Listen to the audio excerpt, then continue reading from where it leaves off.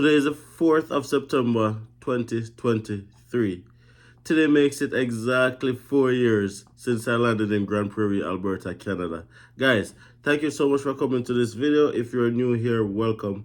Thank you so much, guys, for clicking on this video. Please, before you leave, remember to hit that like button and subscribe if you haven't subscribed already. And all returning subscribers, thank you guys so much for being here. Thank you guys so much for coming back to another video. Yes, guys, that's what this video is about. My 4 years review in Canada. Who would have thought? Came to Canada in 2019, September 4th, as an international student. Totally unaware, totally confused, totally not knowing what the future will hold. And here I am, guys, 4 years later, doing a review for you guys. What has my journey been like? The ups, the downs. What would I have done differently? Is there anything I would have done differently? I'm going to be sharing all of this with you guys so that you guys who are probably just making it to Canada, in Canada for a year, thinking of coming to Canada, can learn from my experience. Alright, guys? Now I want to say, guys, that I'm not an immigration consultant. I'm not an immigration affiliate. I've never worked in immigration in my life. Everything that I share here in terms of even how I got to Canada, even how you can get to Canada, strictly based on experience. Experience of myself and experience of friends, family, and persons in the network. Yes, guys. So, first things first. Let's talk about September 2019.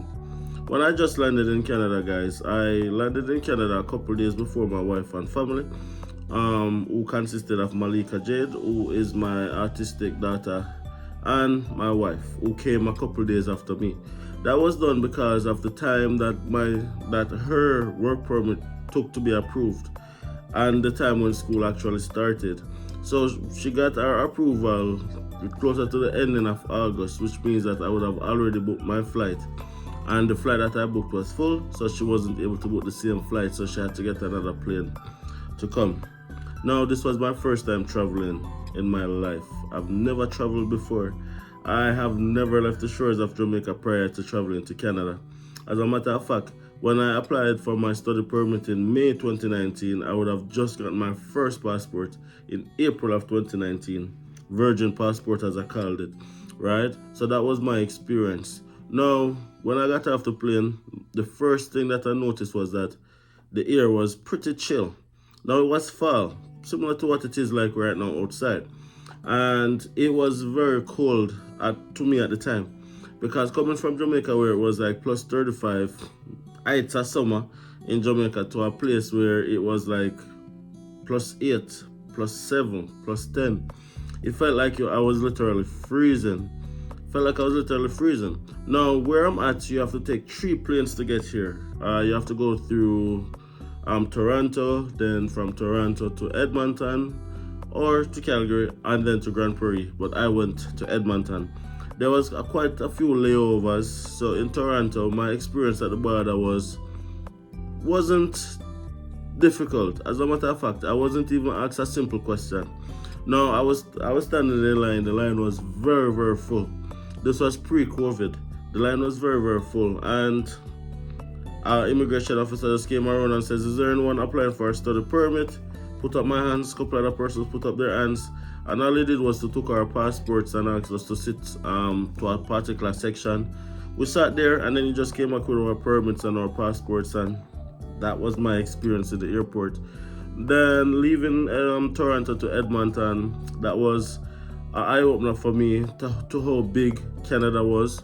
The flight from Toronto to Edmonton ended up being longer than the flight from Jamaica to Toronto, right? So I was like, I am in the same country, and it takes me a longer time to get to somewhere else in the same country than it would have taken me to get back to Jamaica.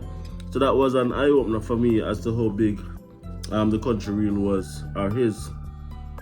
Got to Edmonton at probably 2 a.m. in the morning. My flight to Grand Prairie didn't leave until probably 7:30 a.m. in the morning. So I had a couple hours. At the time, I was really, really anxious just to reach, because not having traveled before, and I do have what you call aerophobia, which is a fear of flying in an airplane. And probably I have that fear because I just haven't traveled in airplanes before.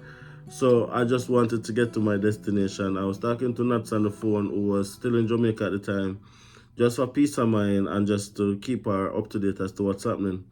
Layover come. And funny enough, guys, I talk about aerophobia. Now, when I was in Edmonton, the plane that flew from Edmonton to Grand Prairie is what I like to call a taxi plane. It's one of the plane that has the propeller thing on it. So I remember I was looking through the window onto the tarmac, and there was a small plane out there, and I can see the guys working on the tires, and they're working on it, and in my head I'm like, them really gonna fly that plane there. I said, them really gonna fly that plane there, because it just seemed as if like they're just doing a patch-up work on it, kind of thing. And then when it was time to board the flight to go to Grand Prairie, I went down on the tarmac and I realized that it's the same exact plane that I see the people just patching up.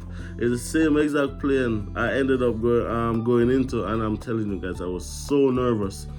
I was so nervous, and even while being in the plane and the plane about to move off, the plane had to stop, and then you see them run again like they forgot to do something or something that they didn't hold up, and they're doing it again.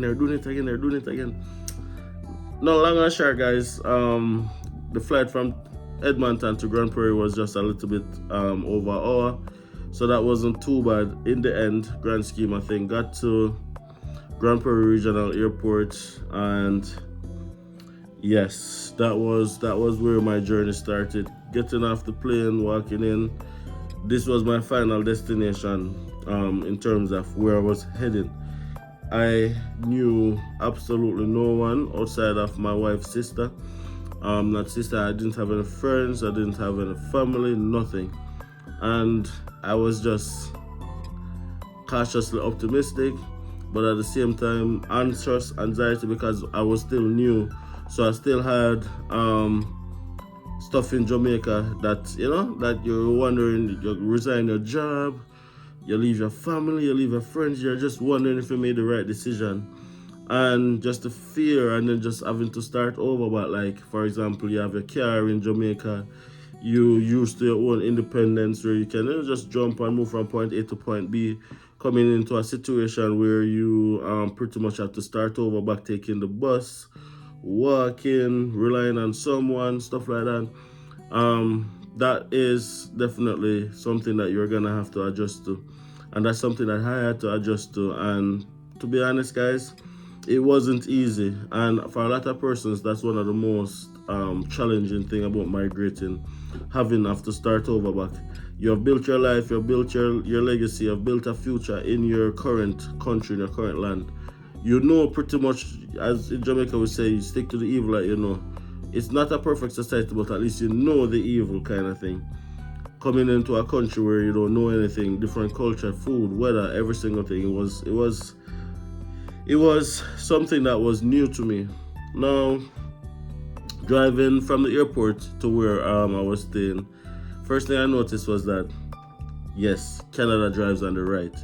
Now, it's something that sounds trivial and something that many of you guys know already from your extensive travel experiences, but it looks weird when you see it for the first time.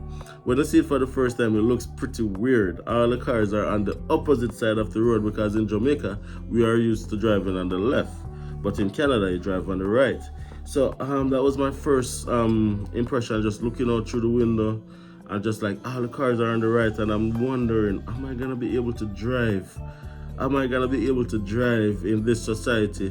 Am I gonna be able to like function and integrate into this society? Looking at all the cars drifting and stuff like that. Then I started looking at the buildings, started looking at the people, and then everything was just foreign to me. Everything was new to me. Long and short, guys, got to where I was going, and jet lagged, knocked out. Now, I ended up landing the Friday morning, and school would have started the Monday morning. Well, actually, school started the Monday, the same week that I landed, but for me, it would have started the following Monday, because I got here a bit late, because, as I said, I wanted to ride it out as long as possible, because I wanted to travel with Nats. And furthermore, Nat's birthday was the ending of August, so I didn't want to leave without celebrating her birthday, because at that particular time, I wouldn't even know if she was going to get through it. So I landed on a Friday. That weekend was a little bit low-key. I just started walking around, looking on the place, identifying like certain landmarks, like how the stoplights work. You press the button, you wait on the timer. Everything is like back to basic again. 2019 is very funny, guys, because it seemed like not that long ago, but in the grand scheme of things, it feels like forever. There's so many things that has changed since 2019 to 2023, where Grand Prairie and Canada is concerned. More so, COVID caused a lot of changes and stuff like that. Anyways, guys, the Monday morning was school. I left out early. I had class at 8:30. I left out at probably 7:15 because I didn't know where the bus stops was. I didn't know how long it would have taken me to get to school or anything like that. So I ended up left out a little bit early. It was raining, by the way. Didn't have any umbrella. Cold, right? So I was walking, asking different persons where are the bus stops. Let some persons point me in the right direction. Got to the bus stop. I saw a similar looking person. So I'm like, which number bus do I take to the college? And the person was going to the college just the same. So she's like, take this bus, I'm going there too. And that made that journey a little bit easier. Got to the college now. First time getting on campus. I would have paid this place so many fees before getting here. Spoken to the international student liaison person before getting here. But this is the first time actually getting on campus. Looking at my class schedule, looking into it, then figuring out the building, then getting to the classroom. One of the first things that I noticed was that I was the only black person in my class. A lot of Caucasians, few Indians, few Filipinos. I was the only black person in my class at the time. And I felt weird because I'm coming from Jamaica where it's predominantly black. Now just being thrust into a society where you are now literally the minority. That was a bit shocking for me. Now you get accustomed to it over time, and then you'll get to learn that people are just people. And plus, places like Grand Prairie have become so much more popular, so you have a lot more black people, a lot more Indians, a lot more Filipinos, a lot more culture, right? So it's not as indiverse, or if that's even a word, that like what it was when I just came. College experience was a bit tipsy-turvy. My first semester was literally my only semester that I was in person in school, right? Because that was from September to December, and then by the time the second semester came around, which would have started January to April, COVID hit, and then all the schools had to go remote. I'm not gonna lie, guys, that made my life so much easier, because throughout that first semester when I had to physically go on campus, I had to be taking that to work, because at which point we got a little car. And if you don't know that story already, our first car in Canada was a buggy. It was a Beaters. It wasn't anything fun. So don't think that your first car has to be your dream car. It's just point A to point B. Now with that being said, I had to take Nats to work. I had to take Malika to day home, to different places. Go to school, then go to work, and it was just a lot of up and down. I was working 2-3 jobs at the time. And then I even started delivering pizza. It was just a very hectic transition. Then the second semester now, onward, second semester till graduation actually, all the classes were remote. So I could have done it from the comfort of my home, which means that I could just relax a little bit. Instead of taking Malika today home, Malika stayed home with me. And I'm not gonna lie, that made my life so much easier. And there ended my school journey, because once you go remote, there's not much experience other than just doing the work and finishing, right? I didn't get a graduation, which was something that I was looking forward to. I was really looking forward to going up on that stage, knowing the struggle, the journey, and the overcoming that I had to do to get to that particular point. Unfortunately, because of COVID, graduation was on YouTube, right? We had a YouTube graduation, so that was that. Got what I went in for and move on to the next chapter. Now, let's talk about work. Now, when I just came, guys, we started looking for jobs immediately because we didn't have enough money to sustain ourselves for a couple of months. We know that we had limited funds, so we had to hit the ground running. Now, what I found was that jobs in Grand Prairie is very easy to get. At that point in time, remember we're talking about in 2019, jobs at that point was very easy to get. I ended up getting a very good job with the United Way Alberta Northwest. Big up on yourself.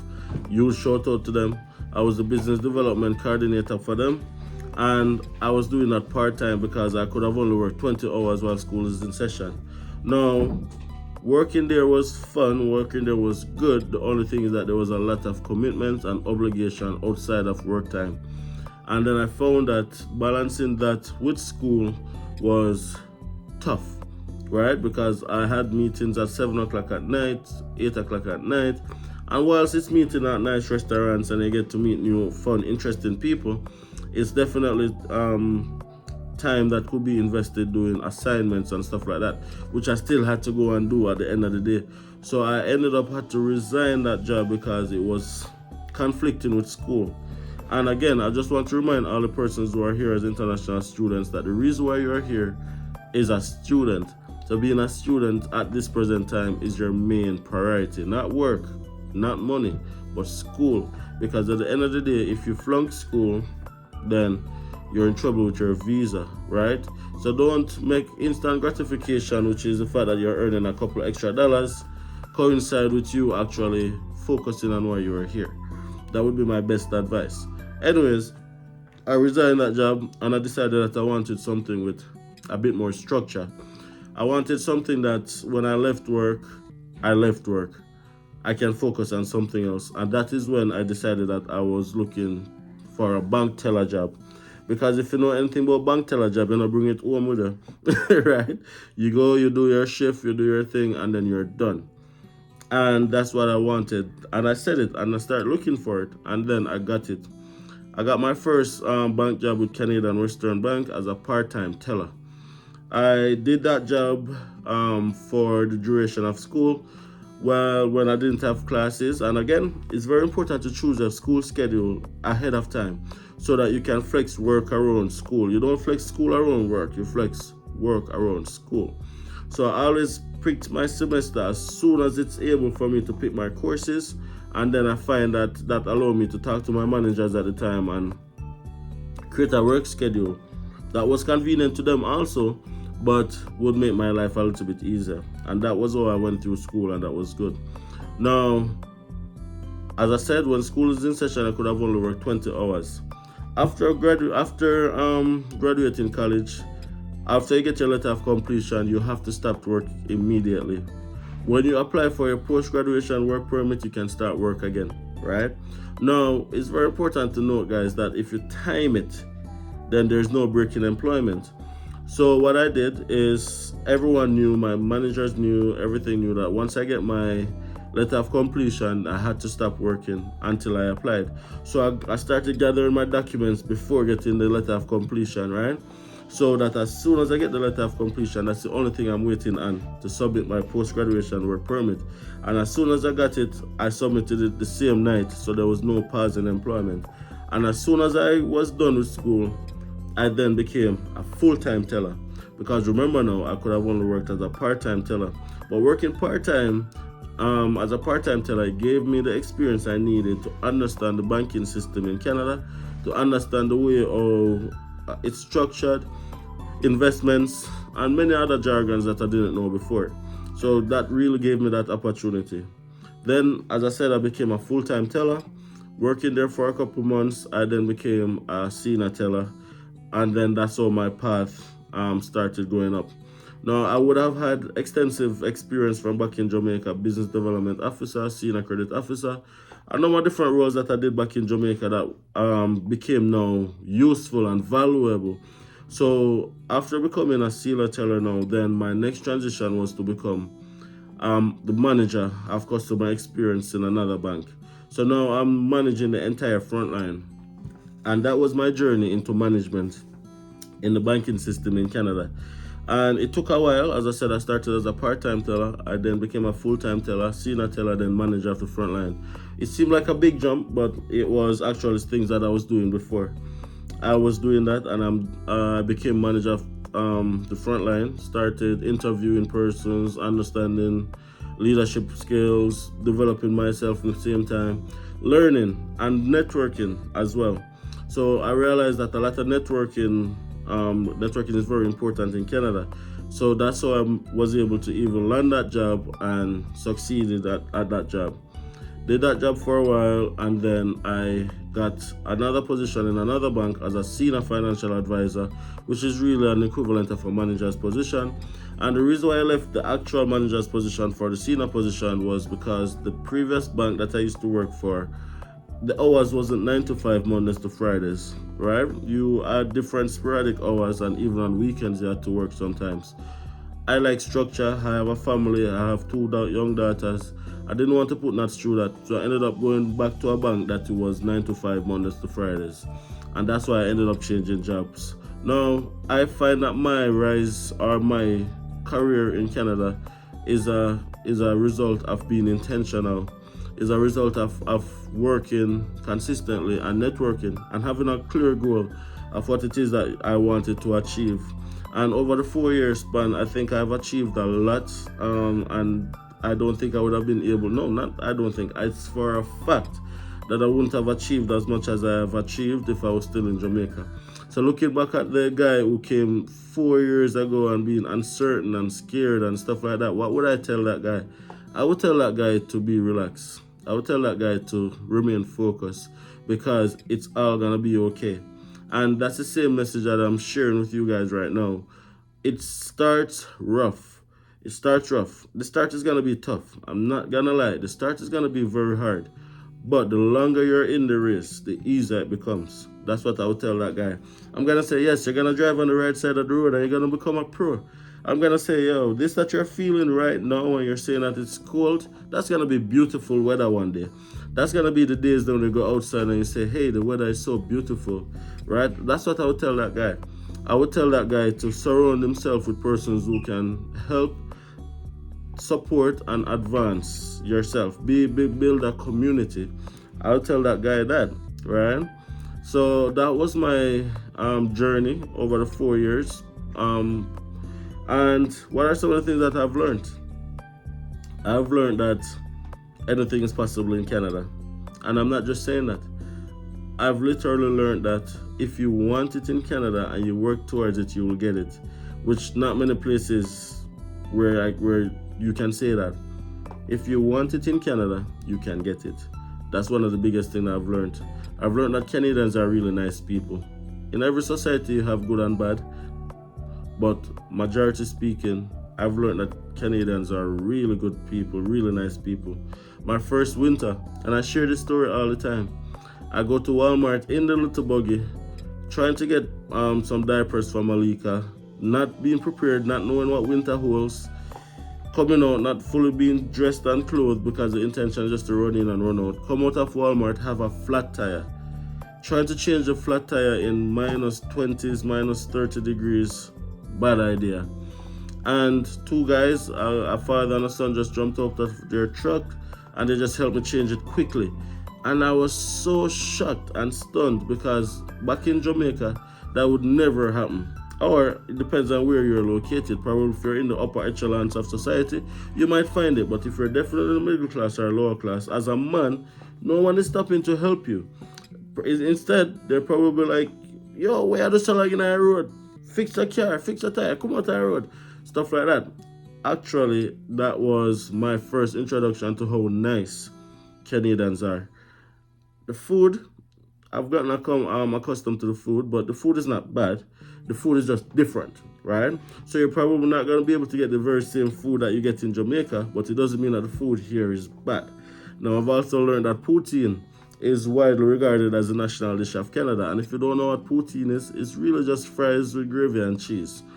It's something that's Canadian and something that is accepted widely around Canada. So that's the closest thing to a national dish in Canada. I've also learned that maple syrup is Canadian. I've learned that you cannot get cooked food many places. All or 90% of the places sell the same things: burger, fries, poutine, pizza, stuff like that. And that is why you have to be intentional in what you eat, otherwise you might end up putting on a lot of pound. Personal experience, right? There is so many different opportunities in Canada. Now, cost of living wise, it's definitely changed over the 4 years. I'm not gonna lie. Like Nats and I, we used to can spend $180, $220 and get like a lot of grocery. Now, to get the same amount of grocery, we're spending close to $400, sometimes over $400 to get the same amount of groceries. So cost of living has definitely been different. Inflation is one of those things to blame for it. Housing costs, one bedroom we could get for $600-$700 when we just came. Now it's $1,200. Two bedroom. Our first apartment was like $1,200, heat and water included, underground parking, all of those lovely things. For the same thing, you're not gonna be paying like $1,450 right now. So cost of living has definitely changed. But is it in crisis mode? I don't think it is. But it's relative to who you are. It's relative to what you are expecting. It's relative to where you come from as well. Right, so cost of living for me has definitely been different, but it's not through the roof. We're not able to sustain ourselves. What I'd like to say is these are my personal experiences, and where you go in Canada can be a little bit different or similar. So choose where you go very wisely, right? Everything might be like, for example, I mentioned I was the only black person in my class at first. If you go to a more diverse area, that might not be the case. I mentioned cost of living might be more expensive, might be more cheaper. I don't know, depending on where you are at. Now, regardless of where you go in Canada, I would just like to let you know, guys, that it is possible for you guys to become anything you want to become. The opportunities are limitless. All right, this is just my 4-year journey, and would I do it again? 1,000%.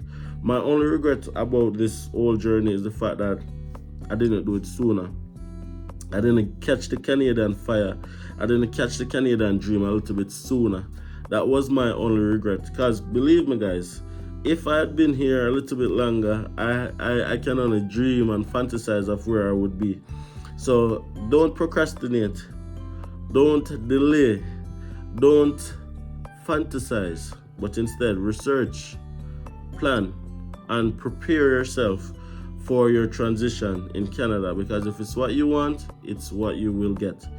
Anyways, guys, just wanted to share my 2 cents. Please, if you have made it this far in the video, don't forget to hit a like on this video. If you haven't subscribed to my channel already, guys, please subscribe to this channel.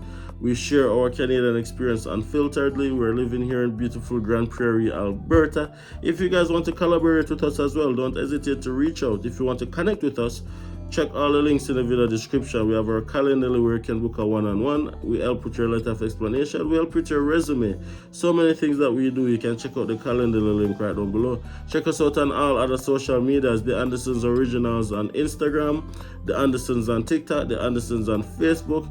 Give us a follow. Give us a like. Check us out on our platform, and check out Natural as well, because Nat is always trying to put her brand out there as well. So check out Natural, it's with a Z. Give Nat some love. Go and give her a follow on Instagram. Alright, guys, see you guys in the next video. Peace out.